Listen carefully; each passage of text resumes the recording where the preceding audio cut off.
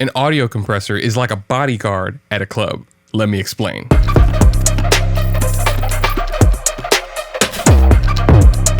So think about it. If you have a signal that's just too loud, if you just turn down the volume knob, you're going to turn down the loud parts, but you're not going to hear the quiet parts because those are getting turned down too. What a compressor actually does is it only turns down the loud parts, and inadvertently you can hear the quiet parts almost at the same level. So inherently you get more detail out of your audio signal. Okay, as we can see here, there's a lot of different audio spikes on this, and we can even see this with a compressor from Neutron. We can actually see the spikes. Check this out. If you've been searching for it all your life. As you can tell, there's some words that are maybe quieter than others, and the compressor don't like that. I'll tell you right now, you ain't getting in with those shoes. So what we're going to do is we're going to have this compressor pull that threshold down, and anybody that's too loud will get turned down. If you've been searching for it all your life. And what that does is it creates a more consistent vocal so that we can hear each frequency in the vocalist's voice. Now the attack is how quickly the compressor reacts after the audio signal has reached or passed that threshold. So if we turn it really fast, look how quickly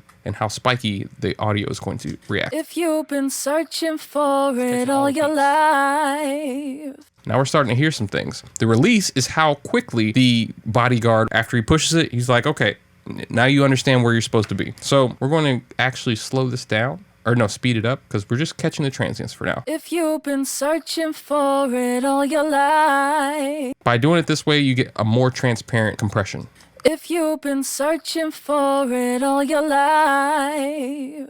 So the knee is how fast the bodyguard actually reacts when the audio peaks start to get closer to the threshold. So as you can see here, if we raise this up, see how the line gets a little foggier? If you've been searching for. So it's acting a little bit earlier than the attack now. If you've been searching for it all your life. Now, we've turned down the audio signal. What we need to do now is maybe add some makeup gain so that we can hear everything that's being turned down by the compressor. If you've been searching for it all your life.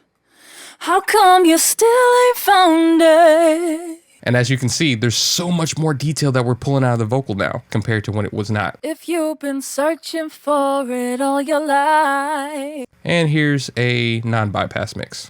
If you've been searching for it all your life. Much, much, much clearer. And that's basically how a compressor works. Now the ratio explains how much the compressor is going to push back on the audio after it reaches or passes this line. So a 2-to-1 would mean that every time the audio signal goes up 2 decibels, it's going to push it down 1. If you've been searching for it all your life. So this is what I actually like about a compressor, is that it actually gives you a consistent signal the whole time, therefore raising the amount of detail of an audio signal that you might not have heard pre-compression. Compression can also glue certain sonic elements together, which is really nice. And it can also print or color another tone if you're using an analog compressor. We'll do another video on that later. Hope that helped. I know it's kind of a weird analogy, but I think it kind of works. If you guys have any other cooler analogies, please type them in the comments, like and subscribe, and I'll see you guys next time.